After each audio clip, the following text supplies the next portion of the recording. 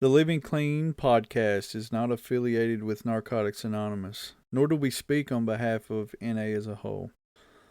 We are simply members sharing our personal experiences and perspectives in recovery based discussions.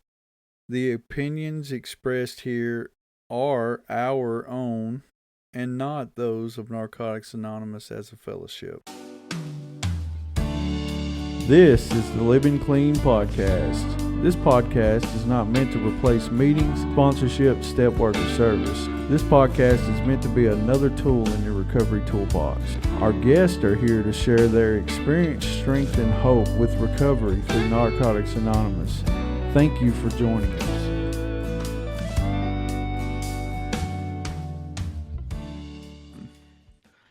All right, welcome back to the Living Clean podcast. Mason S. I'm an addict. Back for another special episode. I have a conversation with our good friend Danny. Well, actually, I say good friend. He's a good friend because he's a fellow NA member, but this is actually our first introduction to Danny and his first time on the podcast. We're excited about that. We're going to dive right into our introductions and get started with the conversation. We're going to start with Francis, the co host with the most. Yeah, Francis Addict. Clean date is December 22nd, 1992. My home group is You Are the Book Study in Chico, California. We take a deep dive into the literature. It's early in the mornings at 6:30. So if you find yourself up all night in Chico, come on by. The coffee's on. I'm really excited to have Danny on. I've known him for quite a while. Got to meet him at the World Convention, but we've been on Zoom a bunch of times doing different history things. And so, super cool guy, and I'm excited. Yeah, why, Francis, since you set all this up, why don't you just go ahead and finish the Okay, introductions? okay. So we're gonna end with Danny, and we're gonna roll over to Terry, who is out of Reno, Nevada. Go ahead, Terry. Hey Terry, I'm an addict. My clean date is May 18th, 2014, and my home group is Saturday morning wake up meeting of Narcotics Anonymous in Reno, Nevada. It's a pleasure to be here with you fellas. All right, so I'm really excited about having George here. George, I I started like studying the stories in the back of the basic text, and he was kind of the first person that really started talking to me about the stories and his story, but also the process of writing the basic text as he was at several of the literature conferences, and like just grateful to have him as a friend and somebody I could talk to about NA history. And he's always just been really gracious and accessible. So, George. Hi, George, I'm an addict. My clean date's February 27th, 1977. Um, I I'm in the process of joining a home group. I left my old home group, but my new home group's going to be the noontime in Pompano at the 101 Club. And I've been, long-term friends with Danny, and Danny had called me up today and asked me if I would be here to keep him in line. So that's what I'm here for. But anyway, yeah, that's it. I'll let Danny go. Go ahead, Danny. Yeah, go ahead. I'm Danny. I'm an addict. I got clean January 27th, 1986, 39 years if you can't add. And my home group is Turn It Over Group of Narcotics Anonymous in Brigantine, New Jersey. All right. Well, you usually Mason like takes off with some questions about your early recovery. Why don't you tell us a little bit about that? Like how you got introduced to Narcotics Anonymous, where? Yeah. Okay, well, first time I ever went to a meeting, I was actually in jail, and I went to an AA meeting, and it was 1979. And the reason why I went there, because one of the other inmates told me that they had coffee and donuts. So I went there, and there was like this Jesus freak dude. He had the long hair and he had the beard. He looked like Jesus, and he didn't have donuts and he didn't have coffee. And I rolled out. And then there was a guy in my neighborhood who I had gotten high with named Mitch. He just actually passed away a couple months ago. And I shot dope with him and got high with him. I lived with him, and he had gotten clean, and he was talking about mortgages and marriage and things like that. Now, and that was all foreign to me, and it was very attractive. And I went into a rehab trying to get clean. And that was, well, the first one I ever went to was in 1982. It was self-help. And what happened was I didn't know about detoxing. You know what I mean? I thought when I started detoxing, I was getting the flu. So I went in there, and the next morning I woke up and I was sick as a dog, and they were having me clean the toilets with a toothbrush in the bathroom. And I was like, this ain't for me, man. And I rolled out, and that was my first time ever in a rehab. And then I went to another rehab. I didn't make any meetings in that first one. And the second one, Narcotics Anonymous came in. And then we were allowed to go to meetings outside. And we used to go to this meeting in Frankfurt called Men at Work, Frankfurt section of Philadelphia. It was called Men at Work. And that was like my introduction to Narcotics Anonymous. I remember Billy from Allentown, he came down to speak one time, and he actually shared on the floor that he was molested. And I was like, whoa, I was blown away that somebody would share that kind of stuff on the floor. You know what I mean? Because I was molested and I was holding that stuff till I was dead. No way was I ever telling anybody that stuff. So I remember that early on. So my original clean date was September 10th, 1983. And I remember the first meeting I shared. I stood up, I raised my hand, they picked on me. I stood up and I said, I'm Danny. I'm a drug addict. I'm cross addicted, drug addict, alcoholic. You know, I had this real long name because I always thought the longer the name you had, the cooler you were. And of course, I wanted to be cool. And I said, drugs suck. And I sat down. That was the first time I ever shared in an NA meeting. And I September 10th, 1983, I smoked weed on the steps of the rehab, and I went in. It was Huntington Hospital in Montgomery County, Pennsylvania, where Roy actually Roy Porter was from, well, was close to from, where he started the first meeting on the of east coast of our country. Anyway, back then it took 16 days for a urine to come back. And on the 16th day, when it came back, they said I got high in the facility, which I didn't.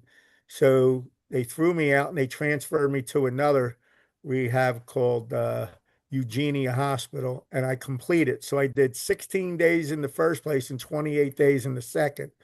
So I did 44 days in inpatient. And I got out and I was living with this girl. I only had sex with her once. And I introduced her to a friend of mine, this guy, Freddie. Her name was Robin Banks. She's dead, so I could use her last name. And I introduced her to this guy, Freddie, who hooked up with her. And they fell in love and they wound up getting married. And I couldn't live there no more.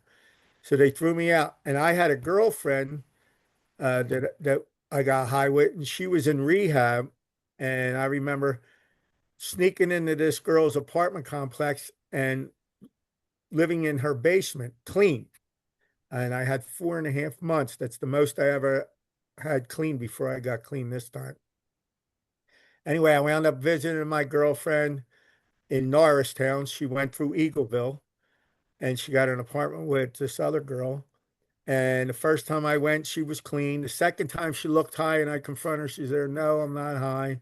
And then I went again and she was high and I'm like, I'm getting high with you. And I did. And that's how I relapsed because I felt sorry for myself that I was clean. I didn't have a place to live, and my girl was getting high, and I was a newcomer and it looked attractive. And then people actually from Philly came and were knocking on the door of the apartment. We didn't answer, and they even came around to the window and they're banging on the window. I remember I peeked through and I went, "I'm getting high, guys. You have no chance to get me out of here. You might as well leave." And they did.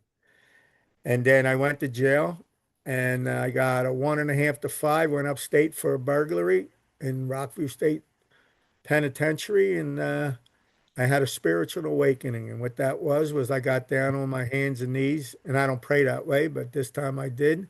And I made a deal with God. And the deal was if you help me stay clean in here and outside of here, I'll help addicts for the rest of my life. So God's been doing his deal that I made with 39 years clean, and I've hopefully lived up to God's deal because I've been doing H&I ever since for actually 39 years because I went back to that prison twice and spoke to the men. And I've been doing H&I in Philadelphia and Pennsylvania, and then in New Jersey. And then when I moved to Florida, in Florida, and right now I have Cape May County Prison I go to. Matter of fact, I'm going in tomorrow night. I go once a month. It's the fourth Monday of the month. And I also do John Brooks, which is a rehab here. I do that on Wednesday once a month. I actually just took on a personal commitment there where I go in on Saturday mornings at 9:30 for an hour and a half, and I teach the clients recovery. So that's how I found Narcotics Anonymous, which was great. And the one of the rehabs I went to, I hooked up with the night manager, and I wound up marrying her and having 2 kids. Uh, and I'm divorced now. Her name's Alice. She's got 42 years. Both of my kids are in recovery. My son's got 11 years. My daughter's got like a year and a half. And you know, that's how I found Narcotics Anonymous. So I'm curious, how long were you in prison and how long did you stay clean there? I was in there 15, I got sentenced to 1.5 to 5, and I was in there 15 months because I had done 3 months before and they gave me good time. Um, I was I I was in Graterford prison and I was drinking wine and smoking pot in there. And then on January 1st, I'm sorry, January 1st, my cellie who was in for murder, he was doing 12.5 to 25 years. He murdered his girlfriend. He got potted on January 1st, 1986. And I made a New Year's resolution that I was getting clean. I wasn't smoking nothing, smoked the weed with him, smoked a cigarette. And that New Year's resolution was out. And that was my New Year's resolution, nothing else. Just I'm not getting high no more and I'm quitting cigarettes.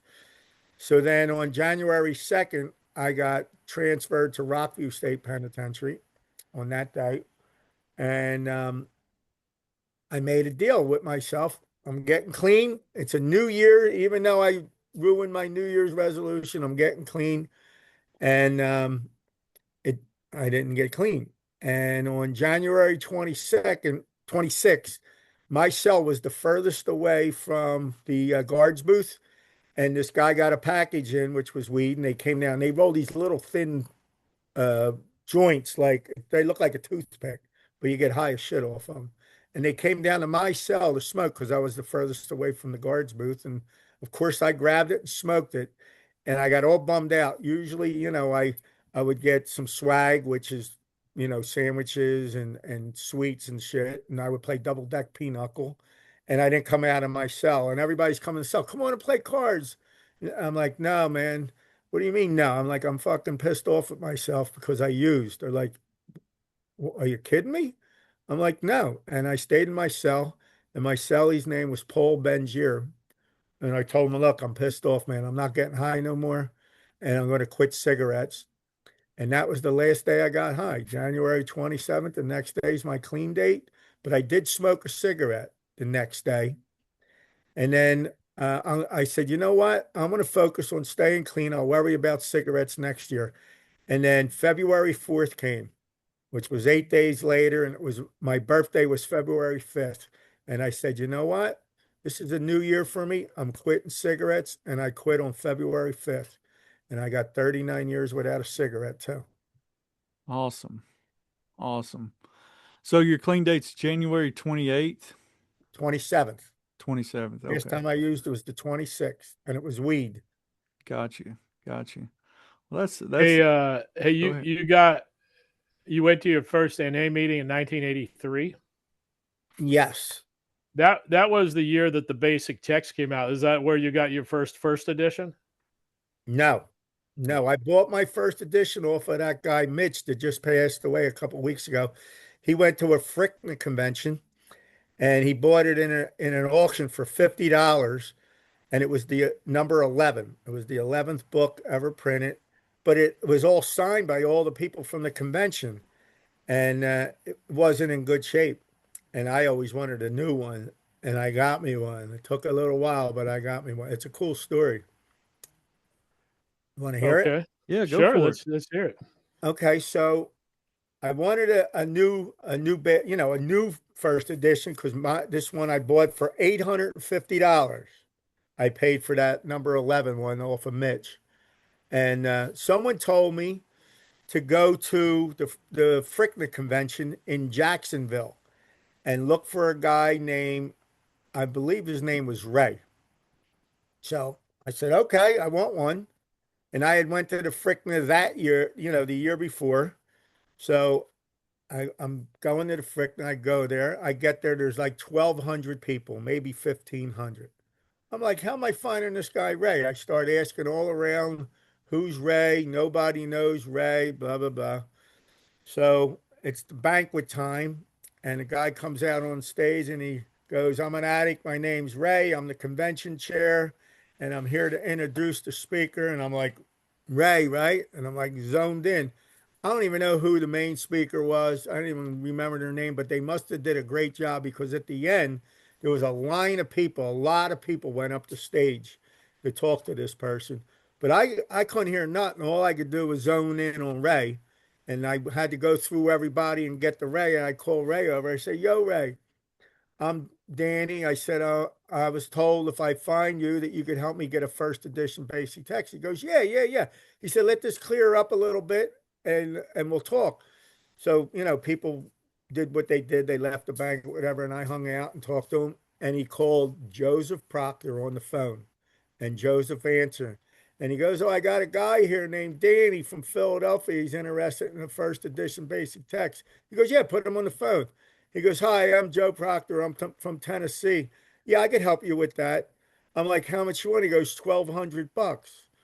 I'm like, is it in pristine condition? He goes, it's never even been cracked. Like that book's for me. Okay, I'll pay 1,200. Now I had to pay 850, for one that was written in and not in great condition. So I go home. He says, I call him, and I had this old tank cell phone, and I called him on that. And I mean, you could kill somebody with this thing. It was so heavy. And I call him, and he goes, listen, I want you to go get a bank check. I said, I got a check. No, no, I want a bank check. I want it written out to Joseph Proctor III. Make sure you put the third on it. And here's my address. Fill out an envelope and put a stamp on it. When you get it, I want you to sign it. And then I want you to go to a mailbox. And then when you put it in the mailbox, I want you to leave go of the drawer, and it'll go wah wah wah. And I had it on the cell phone, and I did that. And he goes, all right, I'm putting your basic text, your first edition, in the mail. I said, perfect. So I did everything he told me to do. I went to the mailbox and made the noise. He goes, oh, I can hear the mailbox. Right? The guy was a good dope fiend, Joseph Proctor. Anyway, a couple weeks go by, because it was slow mail at the time. If there was FedEx or West or UPS, I don't even remember. But this was like 1990, I want to say, and a box came, right, and it was a heavy box. I'm like, what the hell's in here? And on the top, it said Joseph Proctor III, the return address. I'm like, oh, I opened it up. And I'll tell you, I was a drugstore burglar and I was addicted to the excitement as much as I was getting all the drugs, and you could feel your heart beating. Well, that's how my heart was when I opened up this box. And I opened up the box, and there was a pristine gray book, never opened. There was a pristine white floppy book from Tennessee. There was a story book from Pennsylvania.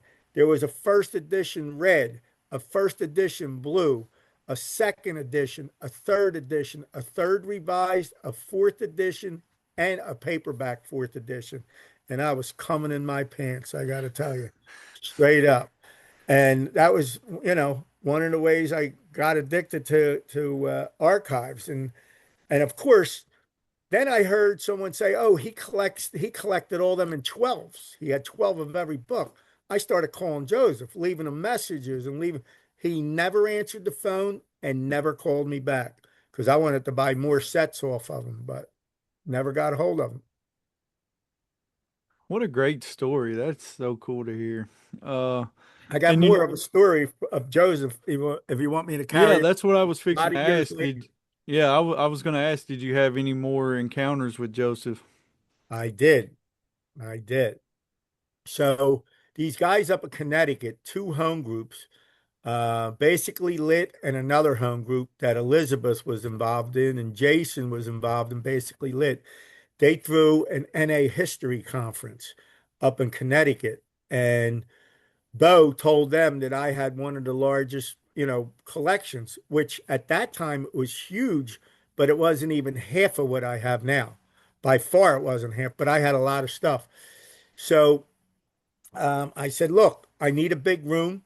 I want tables wrapped all the way around the room, and I want 6 tables in the middle, and I want you to build me with Lexan, see-through plexiglass, and I'm going to put all the good stuff that's worth a lot of money in there, and I'll do all around the whole perimeter of the room. And they got me a room probably, I want to say 25 by 35, something like that. It was a big room, and we had tables, and I filled it. I filled it with stuff, and I had stuff hidden under the tables too. I had so much stuff. So I'm in there, and I'm organizing the stuff because actually, Jason sent his brother to drive from Connecticut down to my place in Pennsylvania, load up the van, and drive me up there. And then he drove me home, which I thought was badass. These guys were badass dudes, I'm telling you. They threw the best NA history conference in the world. It'll never be repeated. It was by far the best because they had everybody there. And anyway, so I'm setting up the room and I hear the door open and I'm looking down and I said, listen, we're not open yet. There'll be signs out there. And I turn around and it's Billy Allen from Allentown. And I said, and now I don't like the dude, and he don't like me. I almost fistfought him one time in a pool at a convention, at a Marlickman convention, but a couple guys held me back. So he comes, I'll come in here anytime I want, all cocky and shit.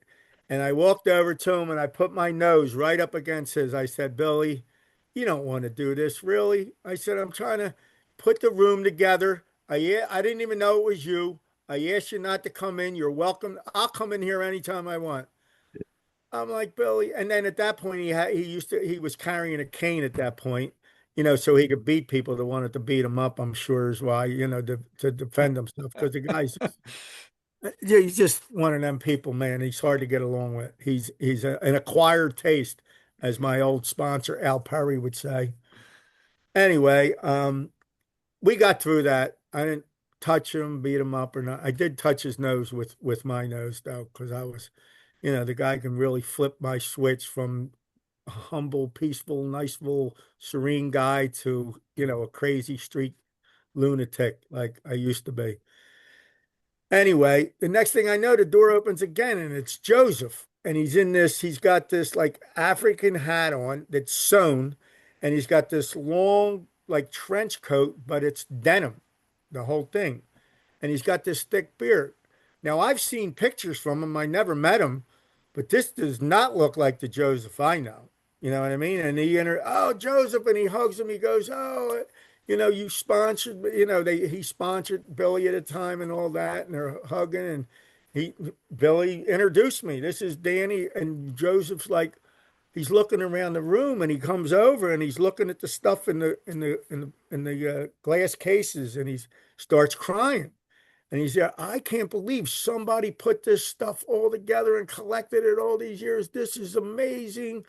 And he's hugging me and he's there. And what's your name? I'm like, Danny Martino. He's there. That name sounds familiar. I said, you sold me a whole set of basic text and all. I thought I was buying one basic text first edition for $1,200, and you sent me a whole set. I said, why didn't you ever answer the phone? I wanted to buy more sets. He goes, I don't know. I never answer the phone or whatever. But anyway, he was so impressed and amazed. He goes, what do you need? What do you need? I'm like, Joseph, I don't know what I need. I have no idea. I said, all I know is what I got. Be honest with you, I got stuff here. I don't even know what it is. He goes, well, think about it. Think about it. And I thought about it, and I needed a starter kit from 1976 signed by Jimmy K, because they would put them in an envelope, and it would be the six IPs. And he had a thing that he drafted up, introduction. There was a secretary's report. There was a GSR report. And there was a format to how to start a meeting in this thing. And the main letter was signed by Jimmy K.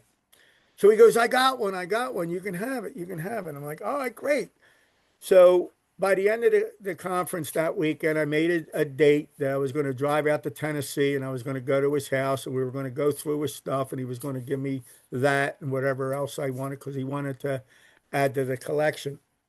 So um, I don't know what the date was. Let's say it was July 12th. Okay. And it was like July, like not even 2 weeks before I'm supposed to go to Tennessee and see him. And I get a phone call from the guy, Jason, and he goes, guess who passed away? I'm like, I don't know who. He's there. Joseph Proctor passed away. I'm like, oh my God. I went right to Self Center. I'm like, how could he die without giving me that a starter kit and let me go to his house? Like, I was all upset, right? Self Center hit me right away. I can admit it now. So he's like, no, he really passed away. He goes, but listen, there's this guy named Barclay Frazier. I'll never forget the name. I'm like, Barclay Frazier? That's somebody's name? He's like, yeah, he lives in Tennessee. Good night, buddy. I'm like, oh my God, Barclay Frazier. He goes, I don't have his phone number. All I have is his name and his email. He goes, here, why don't write him an email. So I write him an email. I'm Danny Martino, blah, blah, blah. Joseph Proctor promised me, this particular thing, and said I could look through his archives. And I get an email back. There's nothing here. I sent him another one. He told me he had stuff. He's there. Look, he's a hoarder. There's nothing here. I'm telling you. I'm like, okay. So I waited like a week, and then I emailed him back. I'm like, did you find anything? And then he sent me two pictures. One end of the sink and the stove, and it was packed with like dishes and food and shit. Then he showed me one of the living room, and there was boxes everywhere with an aisle through the boxes. He's a hoarder. I said, all right, if you ever find anything, let me know. So I want to say 8 months later, Dutch is celebrating 40 years down in Florida in Cape Coral. His wife, Joni's throwing him a party. So I get on a plane in Atlantic City. There's 15 other people on the plane other than me going to Dutch's party. I'm like, wow, this is great. And I met Noelle. She sat next to me. It was the first time I ever met her. She just had 50 years clean. So we get on the plane, we fly down there, we go in there, and Dutch comes up to me. He goes, oh, I heard there's somebody here that got archives from Tennessee. I'm like, Dutch, they're probably He's there. That's why I'm telling you. I'm thinking that too. So I'm in line waiting to get food, and I'm on the cell phone, and I hang up, and I get this tap on the shoulder, and it's this kid, Jay. And he goes, are you Danny Martino? I'm like, yeah. He goes, I heard I could if I found you, you can help me. He goes, I'm doing the auction for Safricna, South Florida Regional Convention. I got these archives, and you would be able to tell me the price on them, to start the auction at. I'm like, yeah. I said, where's the archives from? He goes, Tennessee. I'm like, Tennessee, huh? I'm like, who's Barclay Frazier? He goes, how do you know that name? He goes, he dates my mom. I'm like, so I tell him the story about Barclay Frazier, and he goes, look, let's eat, and we'll drive over to my house. I live right over across the bridge. I'm like, okay. So we ate. I sat with him. We ate. We're talking, and we jump in the truck, and it's 15-minute ride to his house. And I tell him the story about Joseph Proctor saying that he wanted to give me the starter kit and go to his house and all that. And he told me that the Barclay Frazier was his mom's boyfriend who was cleaning up the house. And he the mom, Joseph Proctor, was the mom's brother. So the boyfriend was helping the mom clean out his place. So we go there, and he pulls out about, I don't know, 30 items, and we're going through them, and I have every single thing except the 1976 starter. And he goes, well, after all that story, he goes, Joseph wanted you to have this. So here, I'm going to give it to you. So all that stuff that I went through and all that stuff, Joseph, my man who passed away, me, my self-centered little prick that I am, Joseph made sure that I got that 1976 starter kit signed by Jimmy Kay. So I thought that was a great story, that all that I went through and I got it. But God's good, man.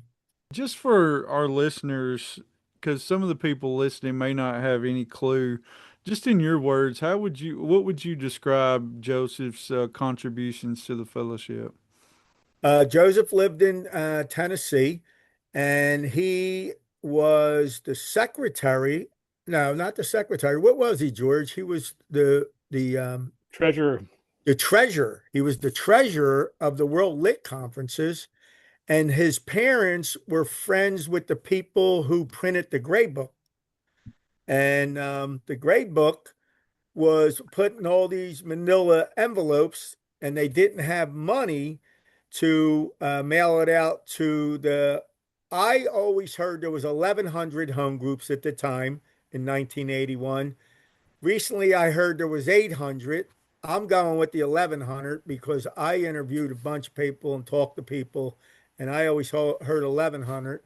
But a guy named Jim N, he said, listen, well, I used to sell my blood at a blood bank to go get high. Why don't we all go down to blood bank and donate blood, and we can raise some money, and we can get these things mailed out to the 1,100 home groups. So people had done that. So when they say that they put blood, sweat, and tear into making the basic text, they ain't lying, because that's what they did. I Yeah. like to tell that story too. Yeah, no, I love that. And if you want some more details on that, you can go back in our archives and look at the episode that Francis and I put together on the 1981 Mid South Regional Service Conference. Isn't that correct, Francis? That's correct. The Lost Conference. The Lost Uh, Conference, yeah. Memphis became a hub for printing prior to the basic text. So, like not only was the the Gray Book produced in Memphis, but so were the approval drafts. And so the conference, the Mid South Regional Service Conference, what we covered on the podcast was where they sent out the approval drafts.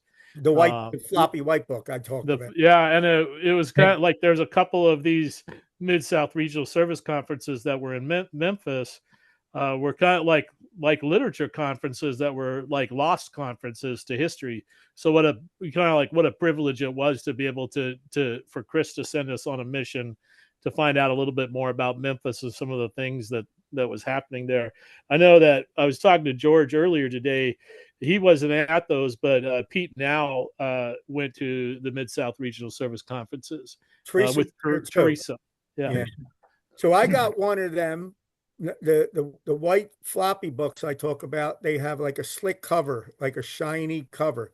But I have one in paper that actually has a turkey on it, because it was done Yes. around Thanksgiving. Yeah, we kind of covered that a little bit, and we have audio of Paige talking about putting the turkey on it. So that was a kind of a fun piece, and to hear about it now with you. Yep. Yeah, that's great.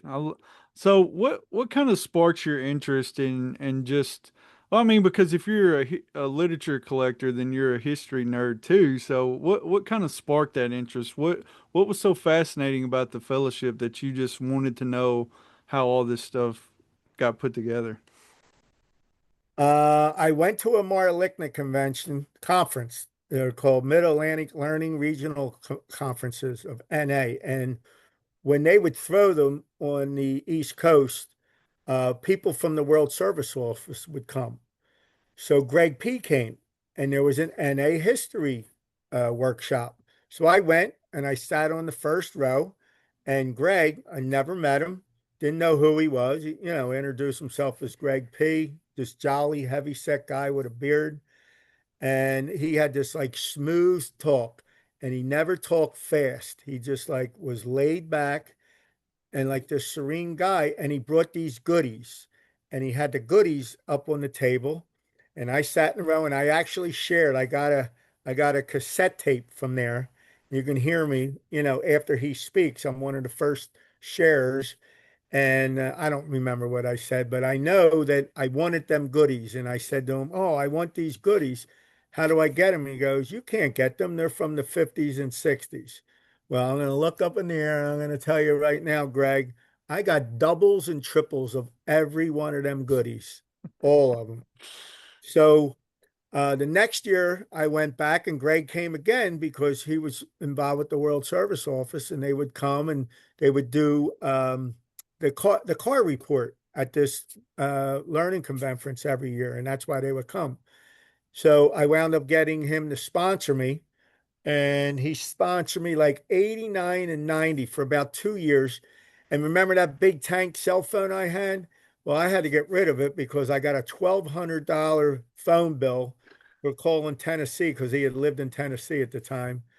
And really, I'll be honest with you, I don't remember doing like step work with him. I know we did like the first three, and I was on a four-step forever. I was a bad four-step writer, man. I wasn't into it. I was scared to find out who I was, so I avoided it a lot. But uh, he had put money up for a property in Pennsylvania because he was going to do a spiritual retreat, and the guy absconded with his money. So I was talking to him one time, and he said, "Look, I lost a lot of money. I don't have money." And I had always told him, "Look, I would buy, archives." And he had sent me a couple things, like a list of different things that he had looked into through the years.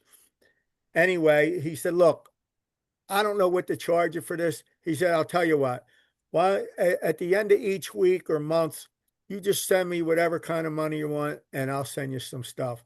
So I would send him $50, $100, $500, and boxes would come, and it was boxes of World Convention shirts, boxes of East Coast Convention shirts, East Coast Convention mugs, World Convention mugs, literature, meeting lists from the early 70s in California, and minutes from and be honest with you, like I didn't even know the stuff, but the more stuff he was sending me, the bigger the amount of money was next time.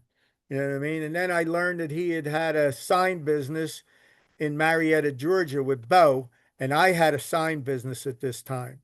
And then as I'm getting into this history and learning, I found out that Jimmy K was a roofer and a painter his whole life, and I've been a roofer and painter my whole life. Matter of fact, I'm still a roofer. And so all this stuff clicked. And then, I learned about Daniel Carlson, and his name was Daniel, and my name was Daniel. And I always heard that Bill Wilson had his name on the tombstone, that he was the founder of AA. And there was something in me that wanted to prove that Daniel Carlson founded Narcotics Anonymous, and I wanted to prove that. And I went on a search to find his grave, and I couldn't find it, but eventually I did. But it was years later, man. I'm resilient. There was this one piece of literature I wanted. It took me 10 years to get it, and I got it off of eBay. And my heart was fitter and pattering when I was pressing the money thing, because you wait till the last second and you hit it and you're the last one to bid on it. And I won it. And I got it for like $100. I would have paid $1,000 for this one thing. And then they in the Miracles Happen, there's two coffee cups in there with brown and orange lines on them with the saucers. I looked for over 15 years and I got those. They're not the original ones but they're the exact same ones in the book. And I searched for them things for 15 years and I got 6 of them in a set. Wow. Yeah. So let's go back to Danny Carlson for a second. Um, what started this fascination with figuring out if he was the founder or not? Well, when Greg gave me the list, he gave me a chronological list of things that he had found out about NA history. And one of the first things was 1946 in the Narco farm in Lexington, Kentucky. And we started looking into that. And we found some of the keys. I found some in Michigan, and I had a guy I knew that I met at the conference. I had him go to the library and get the ones out of Michigan, and he wasn't allowed to take the originals, but he was able to copy them, and I got that. We got them, and I, I think, like I said, I think because his name was Daniel, and that's my name. I'm not. I don't know, but um, I was definitely fascinated by that. And, February 16th, 1946, they started a thing called Addicts Anonymous. And Greg had told me about that. And he said the reason why Addicts Anonymous folded was because it infringed on the name Alcoholics Anonymous, AA. And anyway, that went on until like the mid 60s, late 60s. We found stuff as late as 1968. So I started, he had that list, and my business would get slow in the winter. So every winter, I would make a list of all the books and I would make copies of it and I would mail it out to every magazine company that I could find. This was before the internet. Every book company I could find, every newspaper, and I would send them out every month. And then people would contact me in letters. I would get these letters from these bookstores. And I was buying like the Junkie Priest for like 40 cents. I got newspapers from the 1950s and stuff. And I got the Saturday Evening Post from August 51 and the Time from 51. And I was paying like, $8, $10, whatever, because I was one of the first actual collectors. A lot of people, lived it and saved the stuff, but I was in the collecting. And I was getting like, 5 Junkie Priests, this, whoever called me, yeah, how much is that? Oh, 50 cents. Yeah, I'll mail that out. You know what I mean? I had to go, cost me more for the money order than it did, for the 50 cents to send it out. Well, I got like, I don't know, lots of that stuff. Yeah. And so then I wanted to prove, and I found in one of the books, I collected all these different books and, like I said, magazines and newspapers. I read them all, and I learned about Daniel Carlson. He was from Hamada, Puerto Rico. He was Puerto Rican, and he came over. And his father was 70 years old, and his mother was 25, and the mother passed away when he was born. And they always blamed the old age semen to make him born, like because they didn't know back, what the hell was going on in the early 1900s. When he was born. I don't remember what year it was. It was either 1909 or 1926 is what's popping in my head.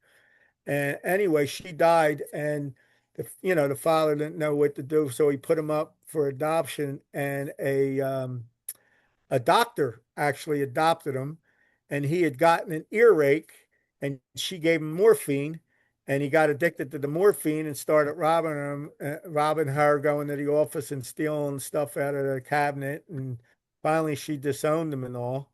And I'm learning about this guy, and he was in and out of Lexington, Kentucky narco farm 7 times, and then on his eighth time, he had this spiritual awakening. And when he left there, he went to New York and he started a Narcotics Anonymous meeting. And a Brigadier Dorothy Berry from the Salvation Army helped him and let her use his phone for the first ever NA hotline, we'll call it, even though it wasn't. But he didn't have no money. He died in August of '56 from cancer. And the thing that really made me like him even more was he refused medication because he wanted to die clean, so Hmm. he could prove that you can, live your life clean and die clean.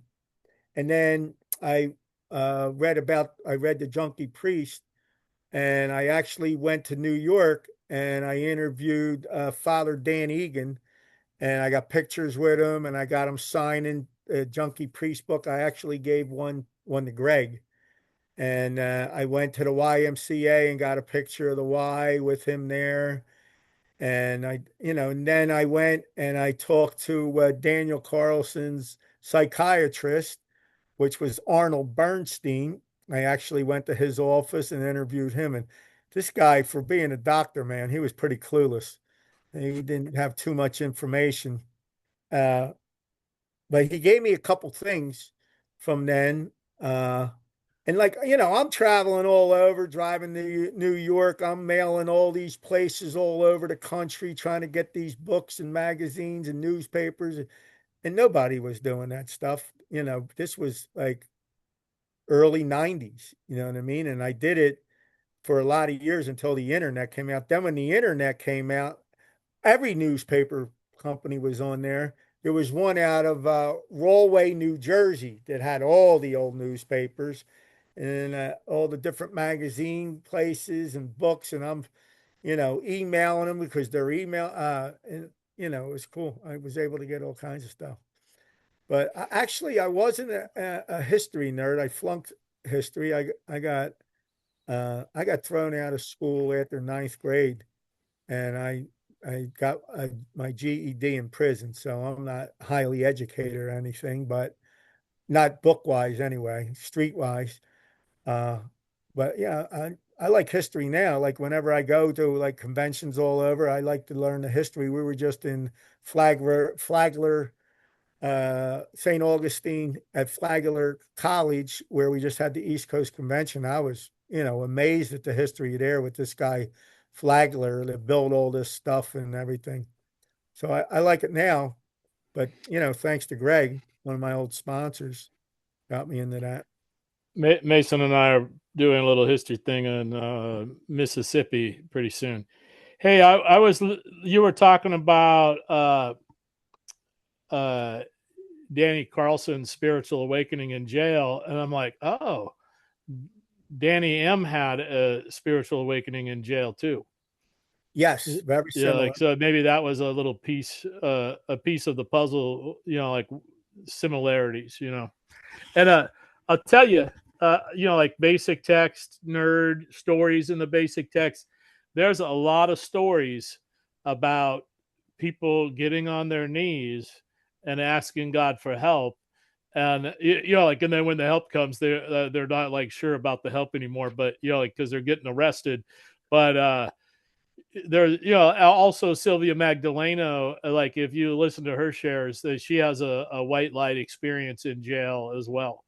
So I just wanted to put those little pieces together too, like that Danny Carlson, Danny M, spiritual awakening in jail. Yeah, Yeah. it was the I worst. have, oh, God. It was the worst time of my life, but now looking back, it was the best time of my life because it changed. Going to jail changed my whole life. It was a great thing that happened.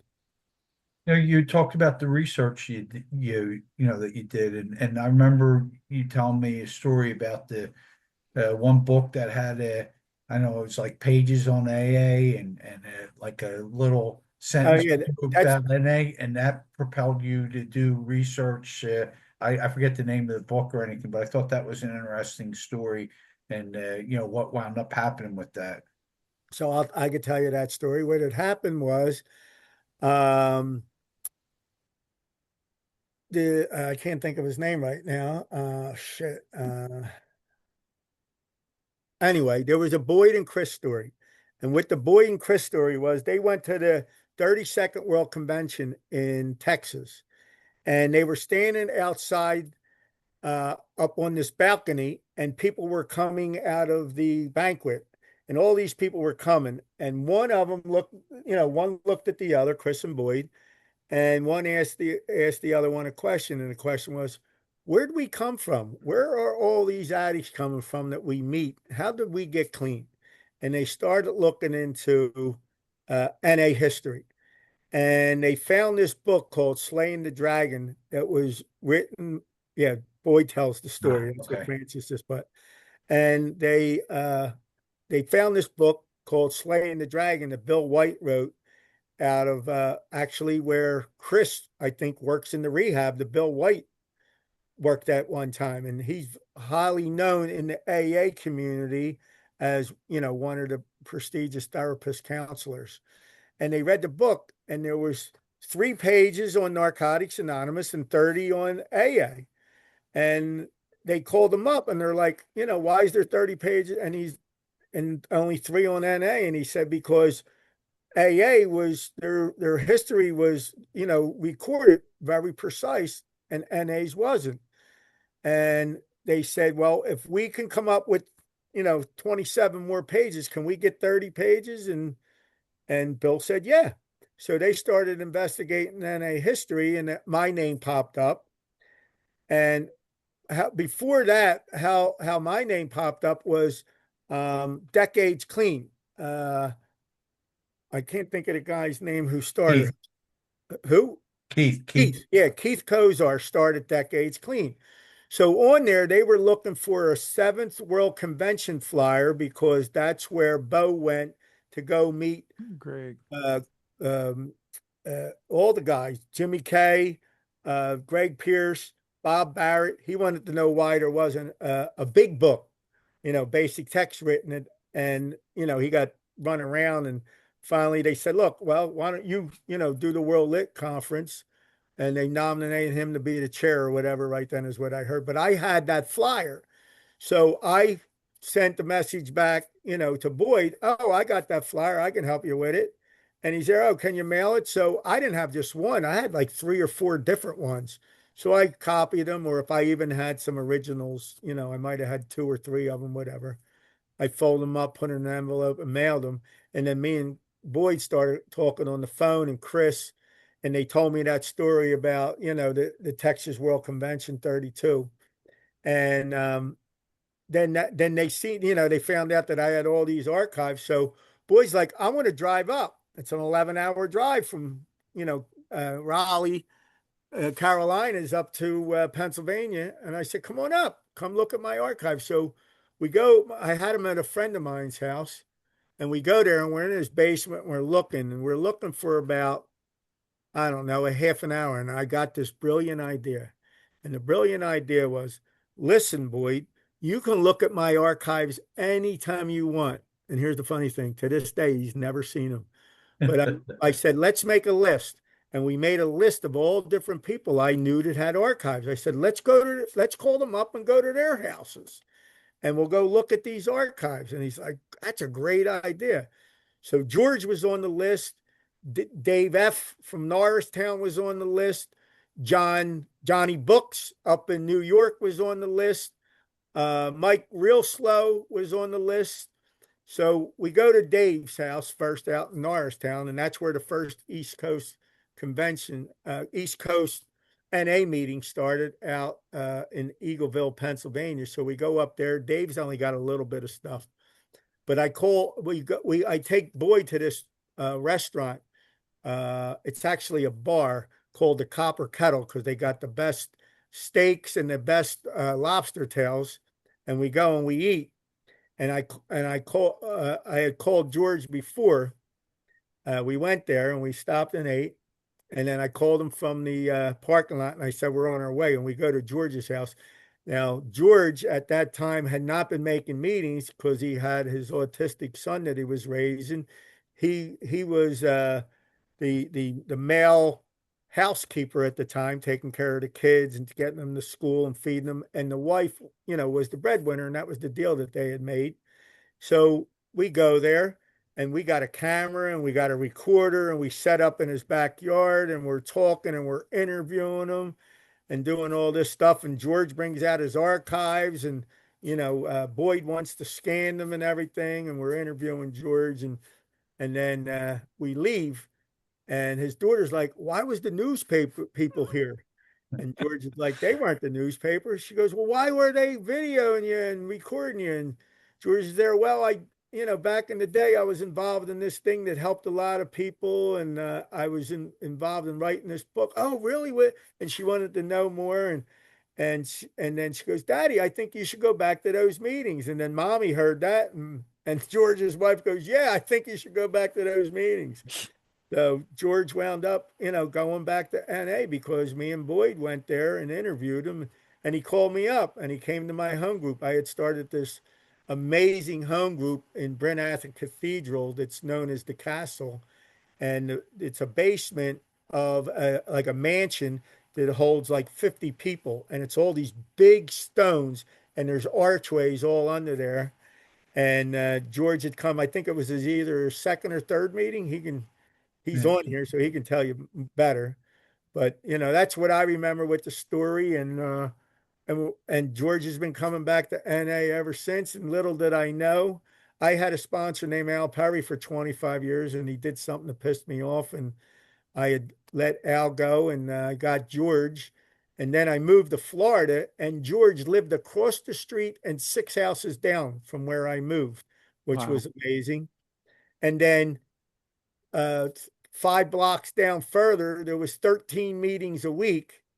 And I was like, man, I'm supposed to buy this condo. I bought it unseen, unsight. I had George go over and FaceTime me on his phone and show it to me. And I put a bid on it and I wound up buying it. But unfortunately, George moved from there and moved to Pompano. So he's not my neighbor anymore, but I still got my condo. But he wound up selling his house and getting a condo.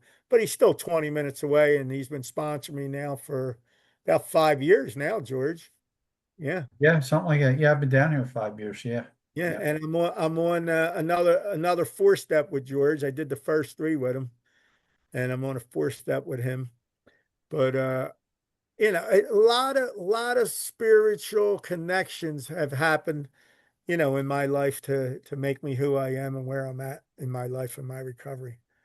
Well, But that's just going on that, like I can imagine that your quest to collect all this stuff has made some you've made some unreal connections with people who you might not have connected with had it not been for your passion for wanting to collect. Yes, absolutely. There was a couple.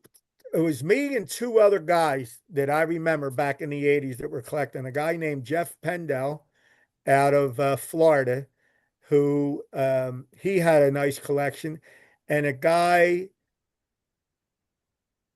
named his last name was Ward. I talked to Francis and I said, no, who would I talk to? You, Francis? And I said I would remember his name.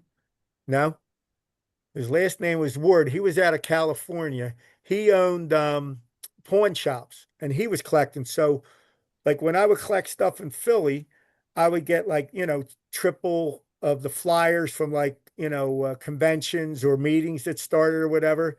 And I would send one to Jeff and I would send one to, I forget his first name, man. I want to say Mike, but that ain't it. I'll try to think of it. And then same thing with California. He would send me California stuff, and Jeff would send me Florida stuff, and we would collect everything in triples and quadruples. You know what I mean? I always collected things in twos because my belief was if somebody that wasn't born yet that came into NA that had money and wanted an NA collection, I could immediately sell them one and they would have a great collection. And that's why I collected them in two. But, people would give me stuff and they would give me, that was another smart thing that I did. Not that I'm a genius. I told you I'm a ninth grade graduate, but every time I went to a world convention, I would make up 100 flyers. My name's Danny M. I'm an NA history collector. You can mail archives or here's my phone number. And I would put them all over the convention in the convention information booths. I would put them in the hospitality rooms and do all this stuff. And people would call me up. Oh, I got some NA stuff. What's your address? And people would just mail me stuff, believe it or not, through the years. Yeah. And here's another cool story. I always wanted to prove that Daniel Carlson, founded NA. And all these books that I read and all the stories about, and I got a lot of stories, about Daniel Carlson. But I found out that he died in Montefiore Hospital, and I got a New York. I ordered it, a New York Yellow Pages, and I went to cemeteries, and I called cemeteries, and I'm telling you, must be so many dead people in New York because there was more cemeteries than there was people. It was insane, and I kept calling them all. Do you know, Dan? Nobody knew nothing, but I called at least over 100 of them. I'm not lying. And then I sent to Montefiore Hospital letters asking for the information, and they said, you got to be a family member. And I even tried 3 different times. I said, oh, my name's Daniel Carlson Jr. I lied. I tried to get nothing, right? So here's another Boyd story. So I go down to Boyd's house in Raleigh,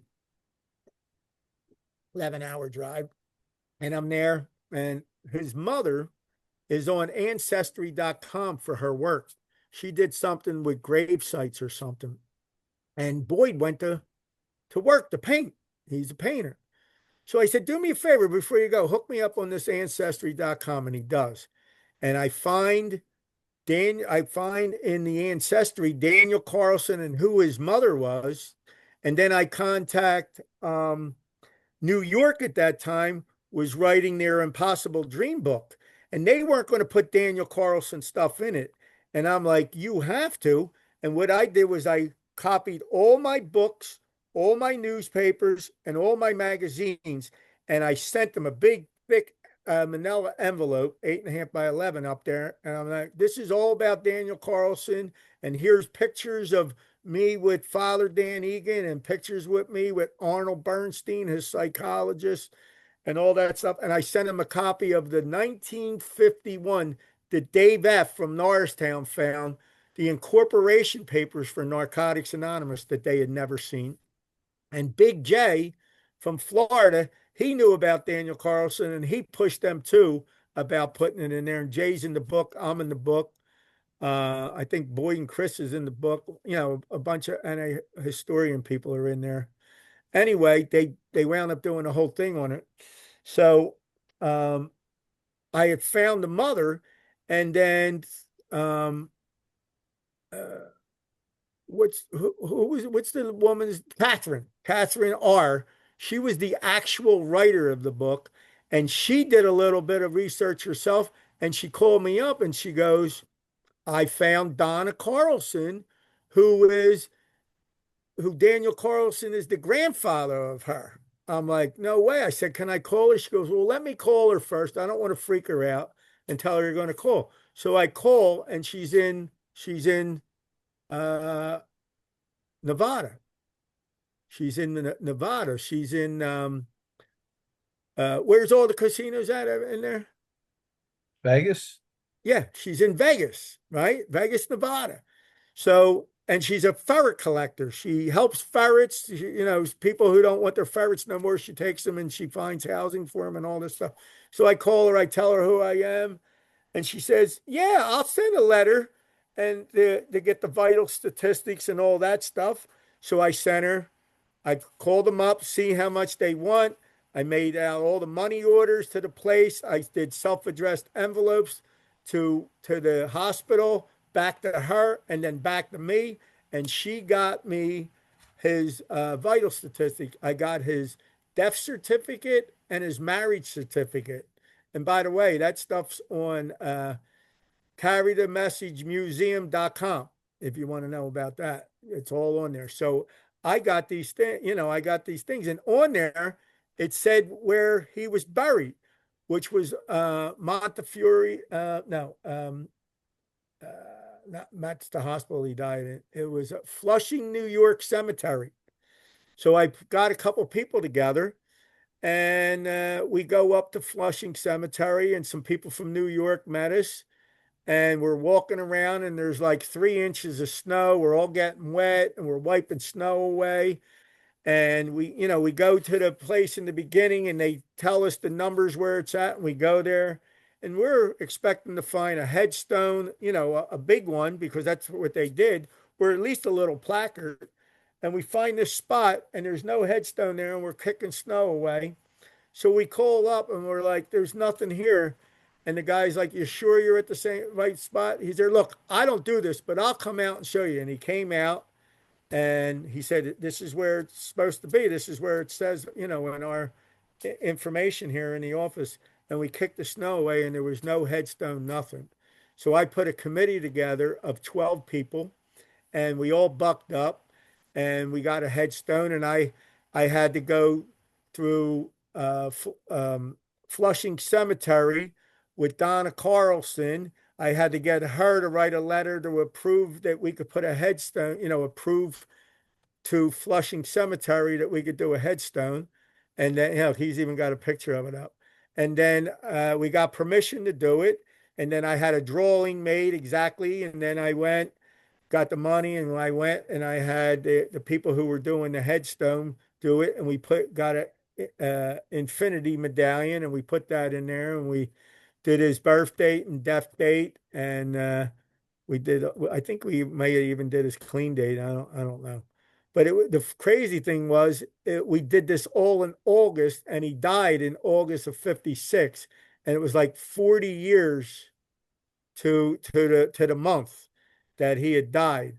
Wow. And anyway, and then John Farrell and a couple people got together. He was a priest in recovery, and we went up there, and he blessed the thing. And then we had a woman sing uh, "Alleluia" or one of them songs that you do, and we had bagpipes. It was wild, man. And I got it all on video. I videoed the whole thing, and we did that.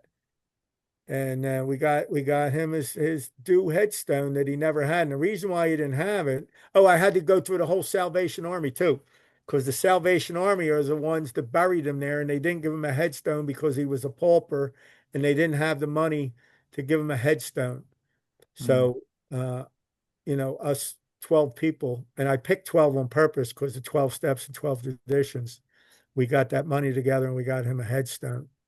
I have a little story about visiting Bill Brooks's grave, and like when I was out there at the convention in Decatur, Alabama, I decided to go off on my own and find Bill Brooks's grave, and I'm out there, and I called Mason while I'm sitting on top of Bill Brooks, like right in front of the headstone, and then like when I leave, there's this guy that's out there just by himself, and he's painting all these little tiny crosses, and he waves at me, and so I went down there to figure out what he was doing. And he said, "I'm painting the baby graves," and so there's like all these like infants that are buried out there anonymously because like they're I don't know what they are, like aborted or miscarriages and all this stuff, like. And I'm like, do you have a child out here? He's like, no, I'm just doing it because it needs to be done. And like, so he just goes out there and like maintains all these little tiny wooden crosses that he makes in his garage and puts on the graves because he thinks that they deserve to have a cross on their grave. And that was almost as profound as getting to kick it with Bill Brooks. Yeah, very touching story. Yeah, it's awesome. There's good people out there, man. So another thing I want to ask you about, you also helped put together a first edition basic text log too, right? Like where you could log your basic text. Was that you? Yes, not too many people know about that. I went through the whole book from the beginning to the end, who wrote what and who did what. And I want to do either 12 or 24 of them, obviously, because of 12 steps and 12 traditions.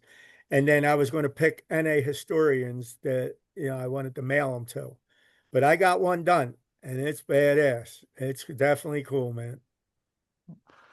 And another thing I kind of wanted to You were talking about his first edition basic text registry, right? Like registering all the numbers. yeah, Is that that what too. You're talking about, or you're talking about the a physical book that I made? I think he Yeah. was talking about your first edition registry where you're registering all the numbers. Okay, so that's not mine. That was actually Keith Kozar. He Okay. started that on Facebook, and it's called the First Edition Basic Text Registry. And the reason he created it, and it even says in the very beginning, is because if anybody found any, or anybody bought any, and or anybody who had anything stolen, and they were ever, sold, and on here, we could figure out whose were what. Because some people signed them, when they got them, that it was theirs with their clean dates, and some people didn't.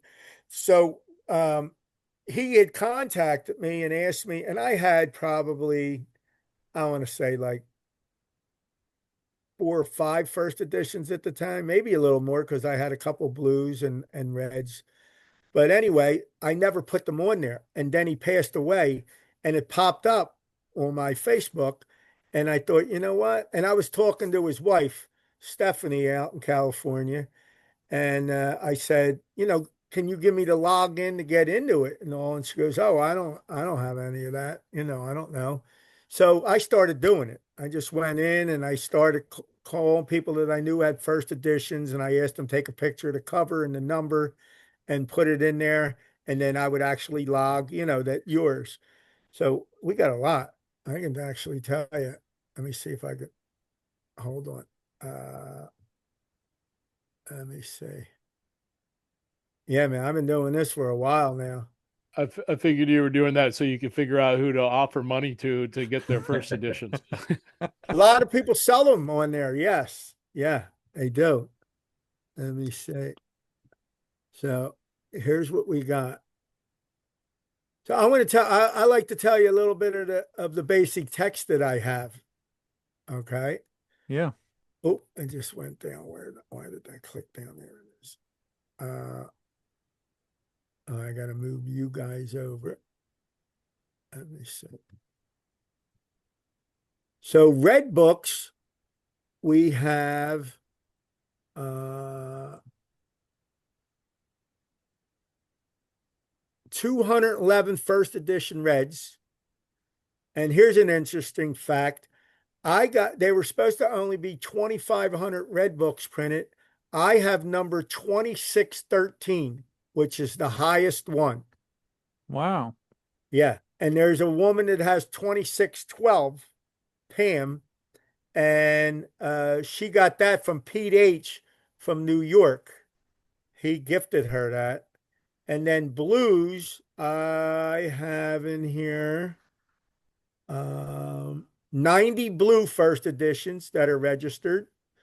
And then grade books, I have 43 grade books. Wow. So the grade books, I got 7 grade books. I have the first book from the WSO official book that I bought off of Mel for $4,000. It was the most I ever paid for an archive at that time, but I wanted that book. And then I have the first grade book off the printing press that Roger Teague gave to Jimmy K. Yeah. Also, blue books. It keeps clicking down. What Blue, about the second book? Where's it at? the second, what one? The grade book? Oh, you're talking about grade book. I thought you were talking about basic text because there's a I got number 2. I you got got. the second basic text in the world. It was Jimmy K's. It has his stamp on it. Have you So seen number 3? uh there's a list. Yeah, I could tell you who's got the rate. I know who's got it. I've held it in my hands. Hold It, on. I'm gonna it, tell you right now. I got the whole list. Well, the ones that we found. I don't have the whole list. Uh I don't have number 3 here. I got number 2, which is me, and then I have Lauren, who's got Joseph Proctor's, which is number 5. yeah. I think, did Bo have number 3 No, no, a guy named Ryan R has it in Florence, Alabama. and It whose was was it? I don't Wasn't know. his It was in Bill archive. Brooks's archives, and so yeah, Okay. So we I got 5 blank ones registered. he needs to register it. I don't know why he hasn't, but he's Yeah, tell him to get a hold of me. Give him my number. And so Jimmy made like a Notary Republic stamp, and it said JPK in the middle, which stands for James Patrick Kinnan, and then it said Library of James Kinnan, in the circle, around in a circle. And I was very fortunate. I could tell you that story too. So let me blow you guys back up. Uh, One after we visited George and we did the whole interview with him, and he came back to NA, which was a great thing, for George and for the Fellowship of Narcotics Anonymous. And this guy's busier with Narcotics Anonymous now than he is with taking care of Moose and anything, man. This guy is all over the planet in doing NA, which is great service that he does for us and informs us and getting great relationships like him and Francis and everything. And I love George. Me and George played softball for a bunch of years. We won 3 championships together. We've been in 4 together. So I knew George's first sponsor, and love George. Well, it's not to love. This guy's an ace, and an ace for Narcotics Anonymous, really. And he never says no. You know what I mean? He's speaking all over. Just a good, good, good man. And what he does for Moose, there ain't an outstanding guy on this planet that does better than George, man. God bless you, George. Thank you, Choked Dan. up a little bit because you are, you really are. And we could always mess around with me, and I'm really blessed because you deal with my bullshit, but I'm not really even that bad. I'm not like a high maintenance Sponzi. Look, he's choking. Uh, but that's the truth about George. I don't even remember where I was going. Oh, so we went to this guy Johnny Books' house in New York after that, me and Boyd. And we go up there. Now, Johnny had found me on through eBay. There was a guy named John Est who was involved with the World Service Office from Philadelphia. He was our RSR, Regional Service Representative, him and LR. I'm using their last initials because they're alive. So he started selling some of his archives on eBay, and John was buying them. And he goes, "Oh, do you know about this guy Danny Martino in Philly?" And John's like, "No." And he said, "Here, give him a call." Now, John S. Matter of fact, both of their names is John S. One is John S. from Philly, and one's Johnny Books from New York. And Johnny Johnny S. never called me and said Johnny Books from New York's going to call you. He just called me, and he said, "Oh yeah," and he's got this like mafia accent, that New York accent, and he's talking like he's from the mafia. He said, "Yeah, I want to come down there and see your archives and shit," and I'm like, "Yeah, okay, yeah." I said, "All right." He said, "What's your address?" So I give him an address up the top of the block. I didn't even give him my address where I live because I didn't want to come there, with a gun stealing my archives or whatever. He sounded like he was in the mafia. So I meet him at the top of the block. I shake his hand, we hug, whatever. And I like interview him. I want to make sure this guy's okay and honest. I really wanted to pat him down, make sure he didn't have a gun, but I didn't. So we go down to my house at the end of the block. The house I sent to him at the top of the block, I own too. I own a triplex. It had my roof and office on the ground floor, and then a 1 bedroom apartment, and then a 2 bedroom apartment stacked on top of each other. And I lived in the house on the same block down one house from the other corner.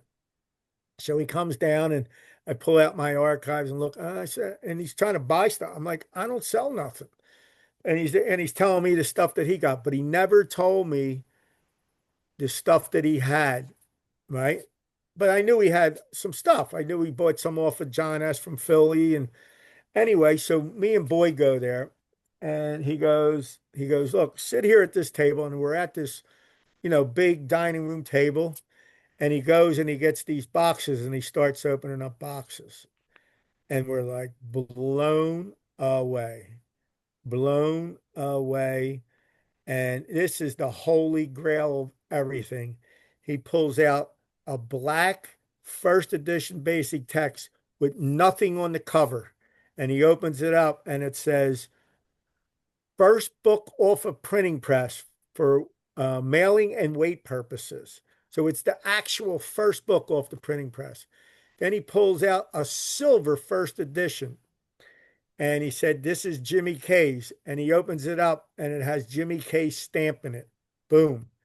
Then he pulls out a first edition paperback that has an Oscar on it from April 11th, 1983, which happens to be Jeff Hankins' clean date. And we got pictures at George's house with Jeff holding it. And Jeff just passed away a couple months ago. Great guy from Virginia that was all involved in the East Coast Convention. We miss you. We miss you, Jeff, for real. Listen, I thought I was a tough guy growing up. I'm this little sissy man. I could cry over anything now. But yeah, no, we really do miss Jeff. And then, he pulls out the gray book, number one gray book. It's in pencil up in the right corner, and there's a letter, this is to you, Jimmy K. This is for the archives. Love, Roger Teague, number one book. And then and he has all these white books. It was white books that I got off of Greg. They were from 56. They had the 3 dots in them. He had like 100 of them. He had all these meeting lists and all these and things that, I never even knew about or seen. And me and Boyd are like, oh my, look at this. And Boyd's like, oh, I want to. And he had a scanner because he was going to scan some of my stuff. And we stayed overnight and slept at John's house. And he treated us like we were kings and fed us. And, I think we went out to this really amazing Italian restaurant he took us to and treated us.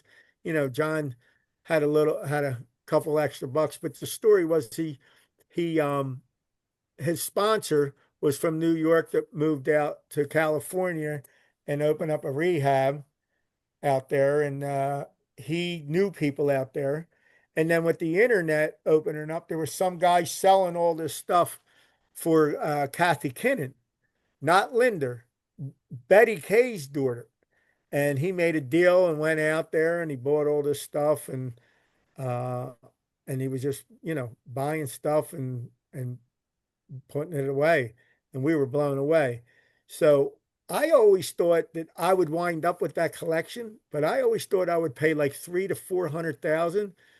And I got it for a lot cheaper than that. So about I want to say 4 years ago, it was like I think maybe right after COVID, that was 20 and 21.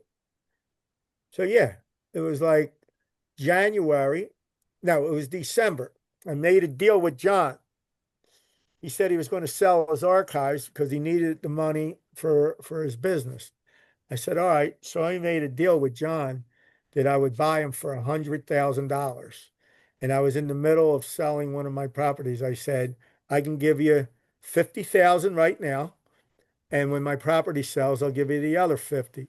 And he's like, okay, let's do the deal. I said, all right, it's, Christmas is here. Well, let's do this the first week of January. And he said, okay. And he had just opened up a business in Pennsylvania. So he's coming down to Philly regularly. So we made that verbal agreement. And I want to say it was like December 21st or 20, somewhere right before Christmas. I get a phone call and it's John. And he said, Danny, I got something to tell you. I'm like, what's up, John? He goes, I'm up here in Connecticut and I'm selling my collection to Jason. Now, me and Jason had been talking and we were talking about buying it for 150 grand. This was before I made the deal with John, and that he would put up 75,000 and I would put up 75,000. And then we would split the archives And then we would meet at conventions and we would bring them together and display them so people could see them. Well, Jason went and made this deal with John. He didn't know that I made the deal for 100 grand. So he made the deal for 150 and Jason had cash. So John drove to Connecticut and sold the collection for 150 cash to Jason.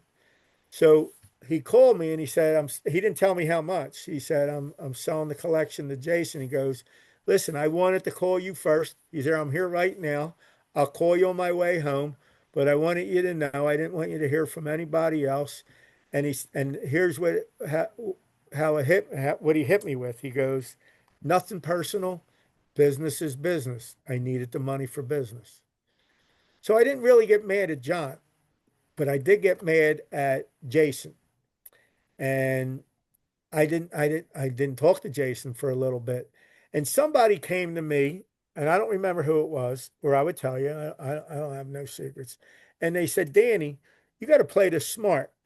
And I'm like, what do you mean? He said, well, call Jason, let him know you got upset and, make up with him and talk to him and all. And I did. And he said, because it's in Jason's mind that he did that. And if he ever needs to sell it, guess who he's going to call? He's going to call you. I'm like, you know what? That's a good point. So I called Jason. I told him I was a little upset with him, but not John, blah, blah, blah. And we talked. And John and Jason had just opened up a roofing company. So he was asking me questions. I was helping him with that because I've been a roofer my whole life. And he was building a house and he thought he was going to build it for $600,000. Well, he called me up and he's there, Danny. I'm at 600,000 right now, and I didn't even get the sheetrock on. He's there. I want to sell the collection. He said, I'll sell it to you for exactly what I bought it for. I paid 150. I said, okay, I want it.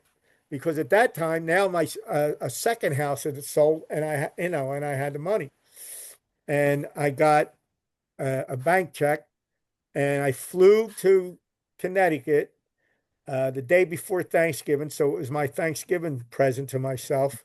And I gave Jason a check and we got pictures of it. And we went down in Jason's basement and he had this big safe with an NA symbol on it, with the circle and the diamond.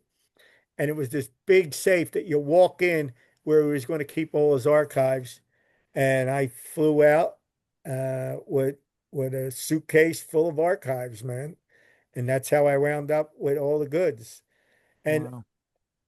I believe in my heart that all my experiences with all this NA history stuff and everything, that God chose me to get a museum together.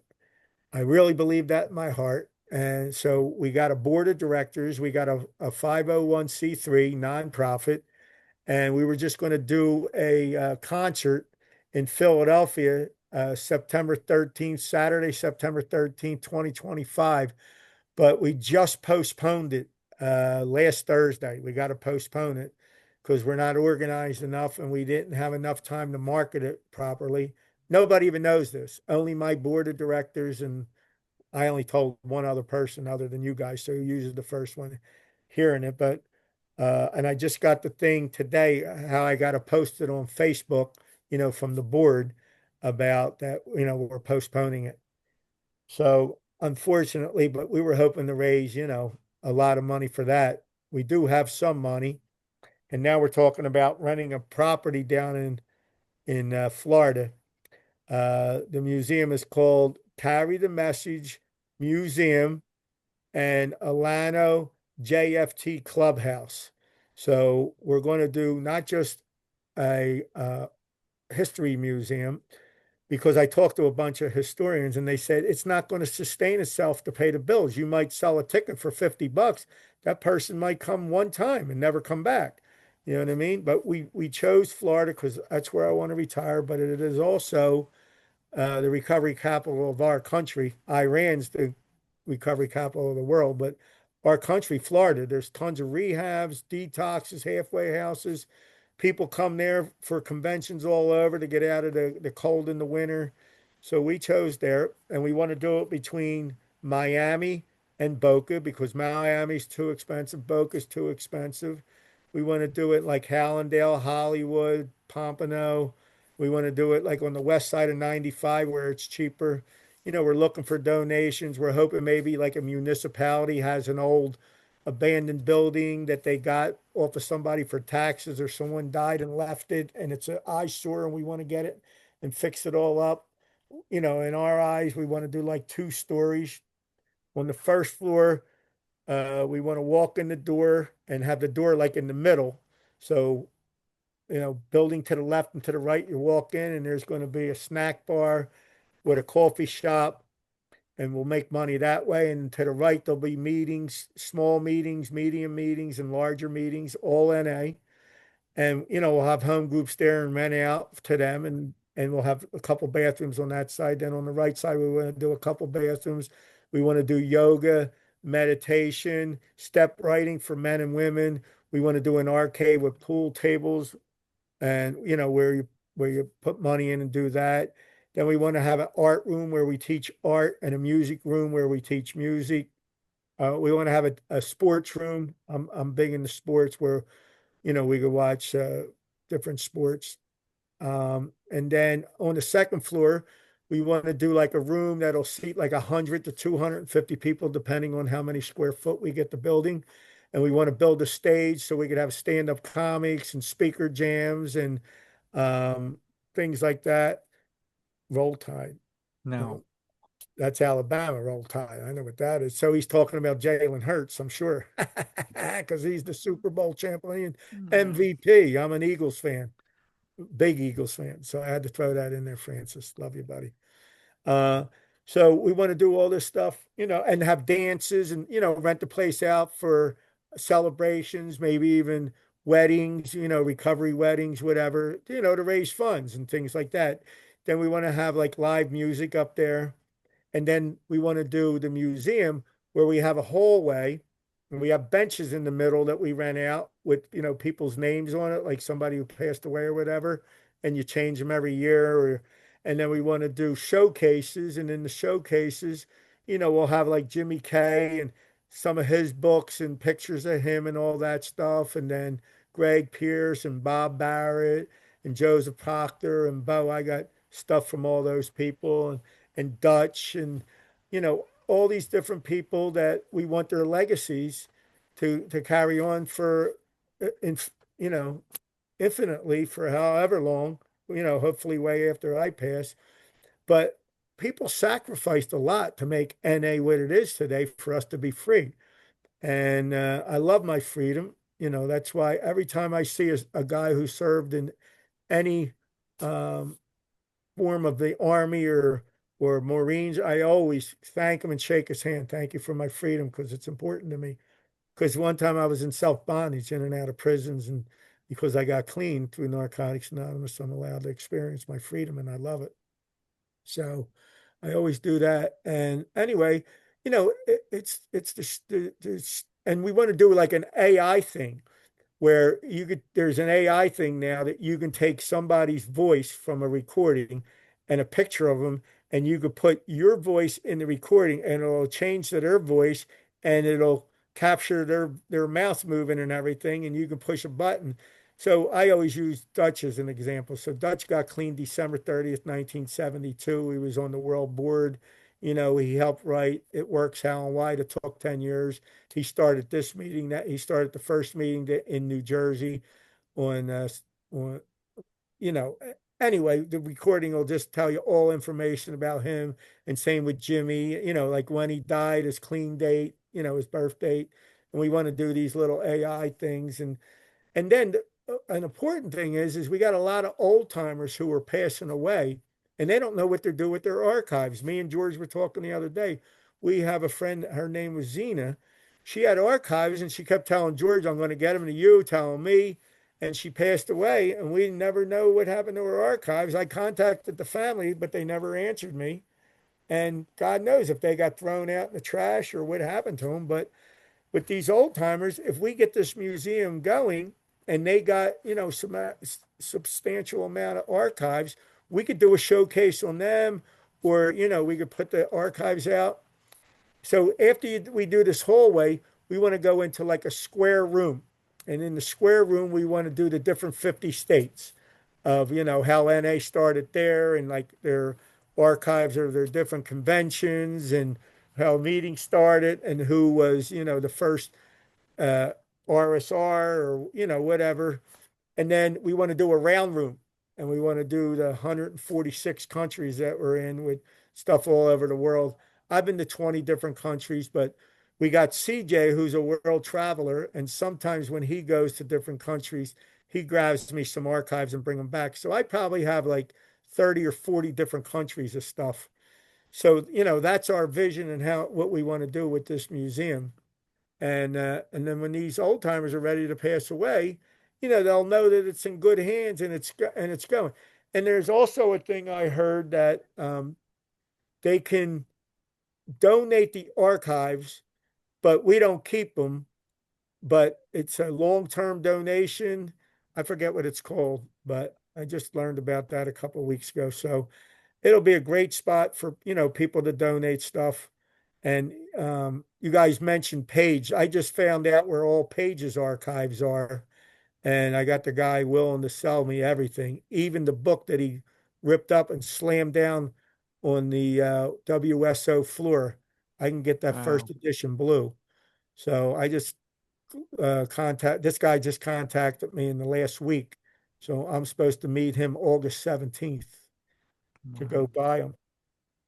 So I'm not telling you who it is, so don't ask. No, well, don't worry. Yeah, no, that's man, Danny, that is so fascinating, man. And before we go, you mentioned earlier that you could, if people wanted to donate to this, that they could. Do you want to kind of tell people how they could do that? You can go on carrythemessagemuseum.com, and on there's donation pages. There is also the board of directors. If you want to know who's on the board, you could read. There's bios of all of us on there. If you want to read on that, there's history on there, um, and there's a donation page. Actually, you got to check it out. You got to check it out because on the donation page, there is a picture on my table with all the first editions and all the great books. And I have $50,000 cash there with my NA charm, which I don't even have on. I got a nice NA charm. Terry's got it up there on his phone. But that $50,000, I was actually leaving to go to Alabama to David R's house to buy his collection, those 14 tubs that I traveled 14 hours one way and 14 hours back. John, who John took a ride out there with me, who I was very unexpected to go, but he said, "Oh, why don't you ask me to go?" I was talking to him. I said, "Oh, I think go with me." He goes, "Okay," out of the blue, and I picked him up at his house. The next, like I think the next day or 2 days later, and he drove there with me and back. So he was a big help, John. And And you we'll know, also put a link in the description of this podcast if you're listening to the Carry the Message Museum page, and you can click that link and go right straight to it and donate. so the thing is with that, there's a QR code in there, right? And if you go to the QR code, it's supposed to take you to uh, where is it supposed to take you to? Hold on one second. It's supposed to take you to Venmo, but there was some kind of problem with setting Venmo up. So what you do is if you take a picture of the QR code and put it in your phone and you go on the Zelle, and then in Zelle, it opens up and you could put the QR code in there. If you put the QR code in there, then it'll send it right to Carry the Messages Museum's bank account. It gets Awesome. Zelle right in there. But you know, we need a lot of money or a lot of donations. We know our last one of our last talks was we're going to rent a building down in Florida. And what we're going to do is we're going to set up the archives and get some meetings going, and we're going to take videos and pictures of the archives and people, and we're going to have people, you know, uh, say things about, the awesomeness of the archives and all that, and we're going to put them on the website, and we're going to write letters to philanthropists and sports people who are in recovery and celebrities that are in recovery and ask them for donations. And then we found a woman named Elizabeth out of Boca who was a grant writer, and we actually know a couple other grant writers, but they cost like $20,000. But she explained to us, you can't write a grant on a dream. You have to have brick and mortar, and you have to be, in possession of a property. And we can get, museum grant, we can get a clubhouse grant, and then we can get a reconstruction grant. So you're talking 60,000 at least for, different grants right there. But we're hoping between, people's donations and, celebrities' donations or philanthropists, and then all the grants, that we can get this thing up and running. It's a big task, but here's the bottom line. I'm going to work on it until the day I die. You know what I mean? Because I believe God picked me to do this. Um, and what I wanted to tell this. Dutch was my sponsor for a couple months. I invited him to my wedding, and he never showed up and never even came to the wedding, and that pissed me off. So I got rid of him for that. But he gave me his archives, and he brought me down to his house when he lived in Linwood, New Jersey, and we were at his kitchen table, and we made a list of old timers and on the East Coast and West Coast. And if he had their numbers, we wrote them down. And I started calling people and interviewing them on the phone and talking to them about archives. And I went to people's houses, and I went up in their attics, and I went in their basements, and I went in their garages, and I went under their beds. I even went to their mother's houses, under their bed in their mother's house. And that's how, one of the ways I collected archives. People said, yeah, you can have them. And then other people were like, no, you can't have them. But if I got copies, you can go through it and you could take my doubles and all. So I did that. And then um, I interviewed Roy Porta, who was the guy who started NA on the East Coast. Um, there was Mike Higgins, and then there's a Mike H, that his son, and then Brian Higgins was my sponsor for a little while, about 4 years. And Brian said, "Oh, my dad was friends with the guy who started NA, this guy Roy." I'm like, "Yeah, okay." No, he started it on the East Coast for real. So I said, so I called the dad up. The dad gave me his number. I called Roy, and I go out to Roy. He's in Bucks County, and I drive up, and I do the same type of interview that I did with George. I recorded it and I videoed it, and he's there. Yeah, I started NA on the East Coast, and his dad was a doctor in California, and his mom lived in the Frankfurt section of Philly. And when he was bad, she would ship him out there. And then, he was bad, he would ship him back to the mom. And the dad was an addict, a using addict, and he would get high off his own prescriptions, the dad. And Roy would steal his prescriptions and then sell them and do meth. And Roy was a meth addict, and he was 18 years old, and he was out there, and he wound up in a psych ward. There was no detoxes or rehabs back then in 1968. And the dad's friend was a jazz pianist, and went and visited him in the psych ward and told him about AA.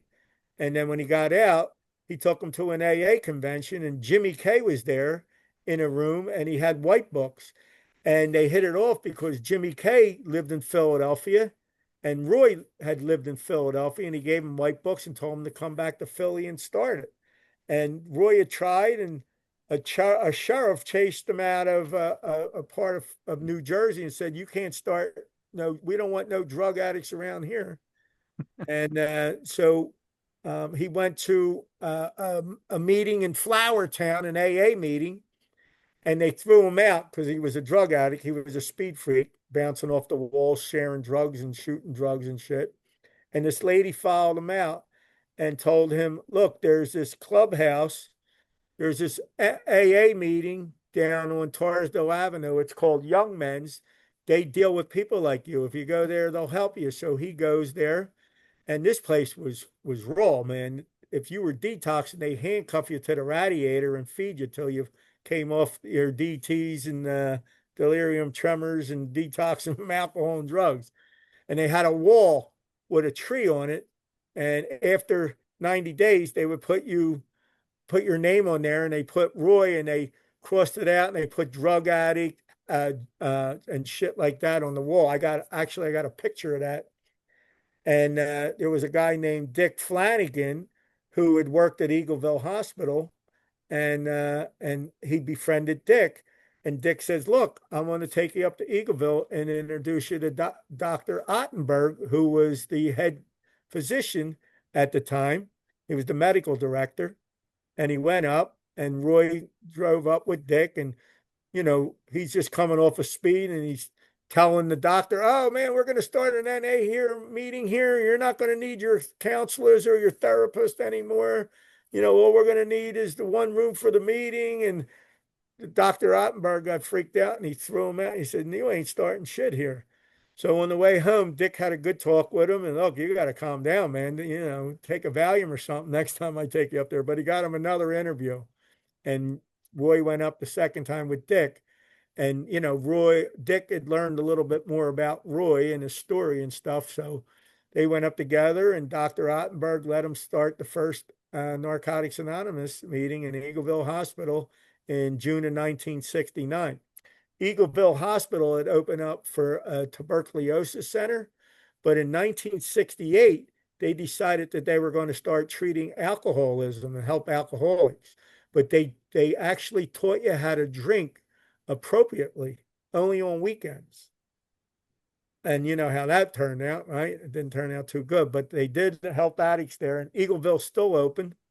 And, they've been doing this stuff for a lot of decades, helping a lot of people. I know a lot of addicts from the, Philadelphia metropolitan area that went through there and got clean. So it is a good spot. Hey, Danny. Terry had a question. And I thought I would wait for you to pause to get him in there. Okay. Yeah, hey, thanks a lot, Danny, for all your hard work, man. And this really gets me excited. I'm always trying to figure out why NA history is so important to me, because I just want to learn as much as I possibly can. And I find out when I spend time listening to guys like you, I have something to present to my fellowship, some reason, something to get them as interested as I am or more. And so I started collecting as much as I possibly could in my area and region. And I have an opportunity to become our regional archivist as well. And somebody asked me, "Why are you collecting all this stuff?" And it was the first time I had ever been asked that question. It was a few years ago. And I said, honestly, I'm collecting it for the next guy that wants to collect it. And it just occurred to me as you were talking about creating your museum, that's like why I'm collecting it, man, to have a central point where all this stuff is at. And I don't know why any of us do any of the things that we do, but I know that for me, listening to you guys gives me something to present to my fellowship. And when my wife and I are sponsoring new people in Narcotics Anonymous, we go right into as much of the history as we possibly can, and we find that gets the interest of people more than just listening to steps and talking about sponsorship. The history is a huge draw for a lot of folks, and I just wanted to, it was more of a comment than a question, really, that, you guys creating a central point like this, not only am I grateful for it, but I plan on donating to this. And there's a complication, I know, in Narcotics Anonymous, because me and some other members founded a private club called the Diamond Pit over here in Sparks when our Lotto Club closed. And we've been running that for a year. And, it's that whole "we are not Narcotics Anonymous," even though it's all addicts exclusively. So we're trying to reconcile how to not violate the traditions and all this other stuff. And so the dilemma is, how do we introduce the idea of this Narcotics Anonymous museum and not recommend or endorse something that is not Narcotics Anonymous, that is not NA.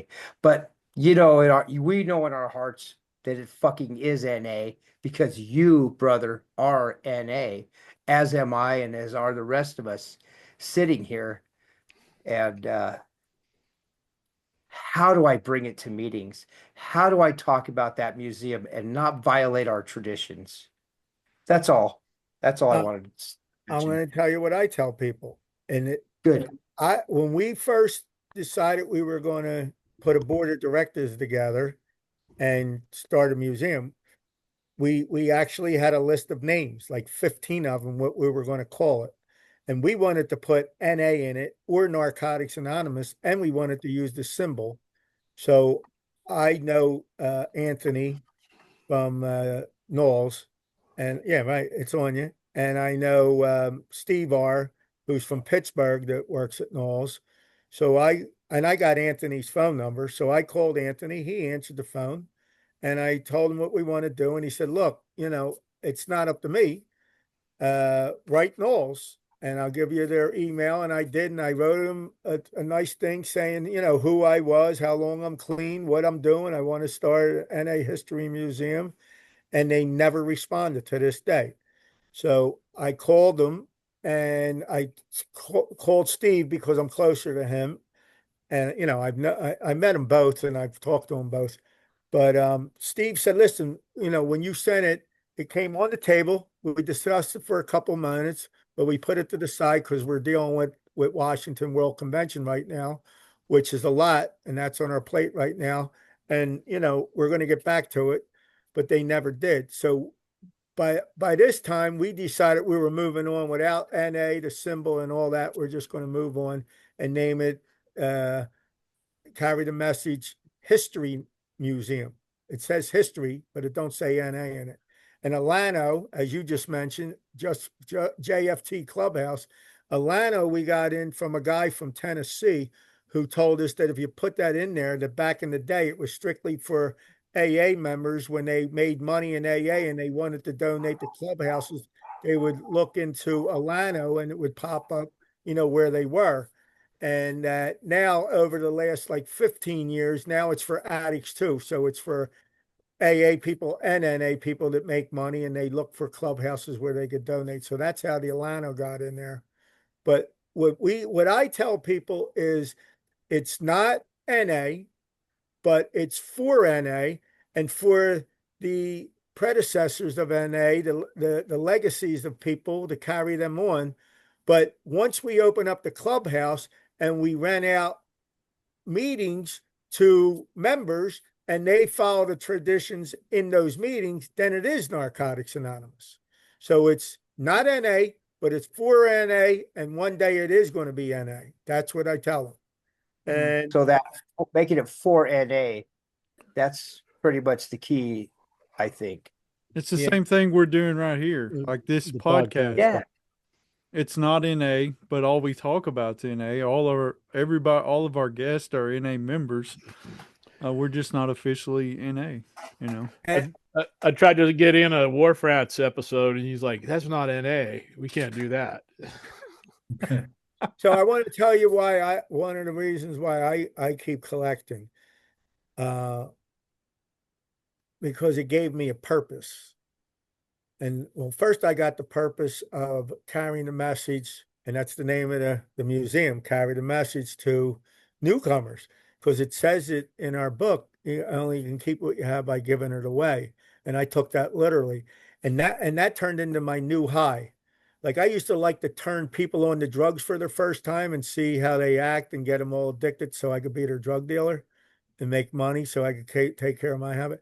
Now my new thing is taking people to meetings and sponsoring them and changing their lives. That's my new addiction. I love that. I love getting high off of that. I have a friend who lives in Arizona. I got him high for the first time on pot, and I was driving down the street in Gary F's customized van, and I seen him at a 7-Eleven. He came running over. He goes, "Where'd you get that van at? You steal it?" I'm like, "No." He goes, "What do you mean you didn't steal it?" I said I borrowed it from my friend. He goes, "Who the hell would give you a van like this to drive?" I said, "Well, I'm clean now." He's there, "Clean? What's that?" I said, "I go to Narcotics Anonymous. I don't do drugs anymore." He's there, "What?" And he jumped in the van. He goes, "Come back to my apartment." So as we're driving to his apartment, which was 5 minutes away, he goes, "Yesterday, my roommate overdosed and died." I'm like, "Get the hell out of here." So we go back to his apartment. He said, "I found him dead right on this couch. You're sitting on it." I jumped up. I'm like, "Whoa." So anyway, I took him to his first NA meeting, but he wound up relapsing. He was one of the first people in my recovery house, and he hooked up with a girl. My first recovery house, I did male and female. Everybody said, "Don't do that. You're all going to have sex with each other." I was like, "No, I'm going to handle this." We all had sex with each other. So he had sex with this girl, and he got her pregnant in my recovery house. He wound up marrying her. I'm the godfather of the child. Anyway, he's got like 30 years sober in AA out in Arizona, but he's doing good, and I'm still in touch with him.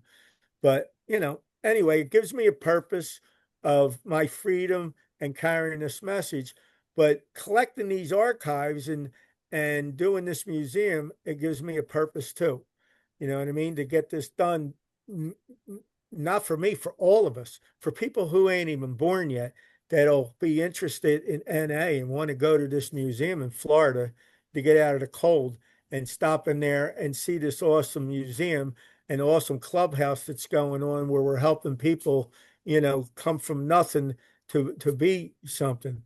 You know what I mean? I got all this fantasy in my head of what we're going to do and how we're going to change people's lives physically, mentally, spiritually, financially, all kinds of stuff, and give them a purpose too.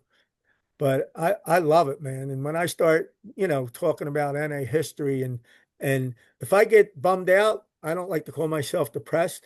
I go play with my archives, man, and it brings my spirit right back to life. You know what I mean? And I just love it, man. It keeps my passion alive, man. I'm like a fire. You know what I mean? And God lit my fire in that prison when I prayed to him. And you people and archives and a history keep that flame alive, man. And it's just like, sometimes it's get ready to go out, you know, I don't want to say I'm hopeless or whatever, but some shit went on with me last year where a lot of money got stolen from my business and, all them crazy thoughts in your head, but I didn't act out on any of them. But you know what? I collected more archives. I talked more about NA history. I did more meetings. I talked to George about it. You know, uh, I didn't commit suicide. I didn't kill nobody. I didn't beat nobody. I didn't press charges on anybody. I just, you know, and and good things came from it. And what good thing came from it is I met my girl who I got engaged to. So she's my fiance now. She lives here in Jersey. So that's a good thing that came out of it. And I got closer with my God, you know.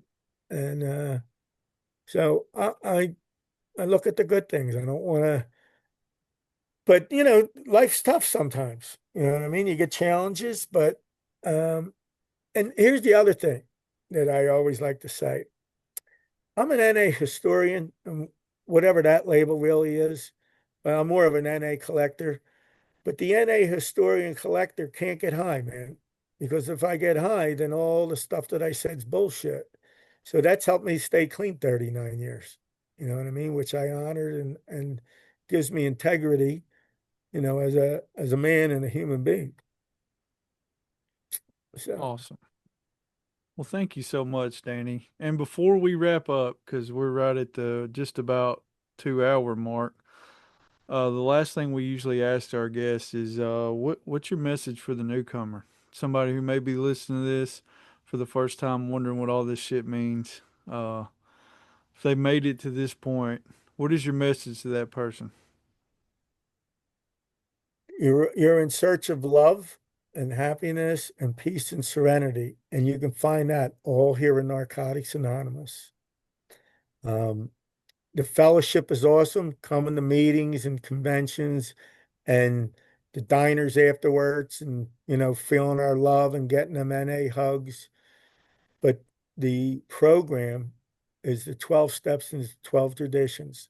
If you really want to change, you got to get involved in the steps and the traditions. And it says in our third tradition, which I want to read because I love it. Where's my basic text at?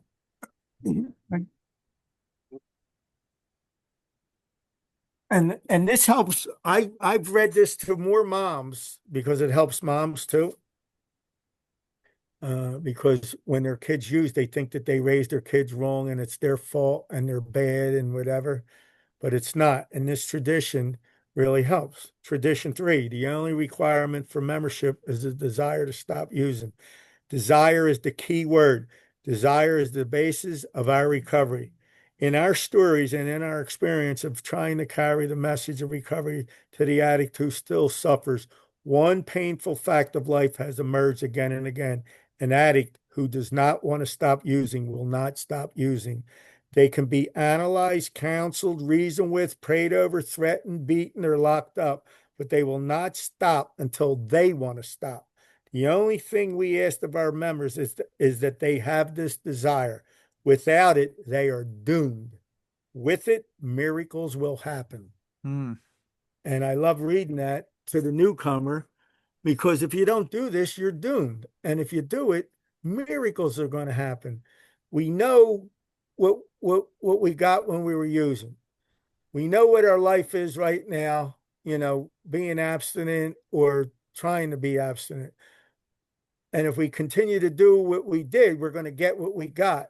But if we get clean, the sky's the limit and you can go to the moon. It's up to you what you want to be and what you want to focus on in life. The main thing that happened to me is that my belief system changed here. I believed one day I was going to die a drug addict. And then I came to NA to get off of drugs, and I found out so much more that drugs aren't the problem. I'm the problem. And once I admitted and accepted that I was the problem, I was able to change. And then I got into, the steps, and so much more happened than what I thought that I just needed to get off of drugs. And, we're spiritually bankrupt. And all these steps and traditions are based on spirituality. It builds our spirit back up because we crushed them by doing drugs and all the trauma and drama that happened in our lives. So get a good sponsor, a sponsor. The most important thing to me is somebody that's willing to take out the time and sit with you and go over your steps and educate you on them so that you're in position to teach and educate somebody else on the steps. And that's what it's about, giving it away. Thanks for listening tonight, man. Thank you so much, Danny. What an incredible dude. Just one thing I would add to that is we got to hear for the last couple of hours about Danny's passion and his purpose, and that's a gift I think NA doesn't talk about giving much, but I know I've certainly connected with my purpose because of it too, man. And thank God that you have too. And man, I can't wait to walk through the doors of that museum. It's going to be awesome. George, thank you so much for hanging out with us. Good to see you again, buddy. Thank you, Mason. And Terry, thank you too, man. All I'm right. putting my phone number in the chat, but I'll say it on here because I don't care who calls me as long as it's about NA. My number's area code 267-276-3232. If anybody needs help, I don't care what state, country you're in, whatever, if you can get a hold of me, I'll be glad to help you in anything I could do. And or if you want to call about NA history or how to donate to the museum or when it's going to questions about it, when it's going to be built or whatever, I'd like to know that answer myself. I talk to God regularly to find out, but I'll be glad to help anybody. All right. Thank you, Danny. And we'll be back next week with another episode. We'll see you then. Thank you for joining us on our Living Clean podcast. This is another platform that we can share our message of recovery, which is an addict, any addict, can stop using drugs, lose a desire to use, and find a new way to live. Join that no matter what club. You can contact us through text The number is 931 306 9364.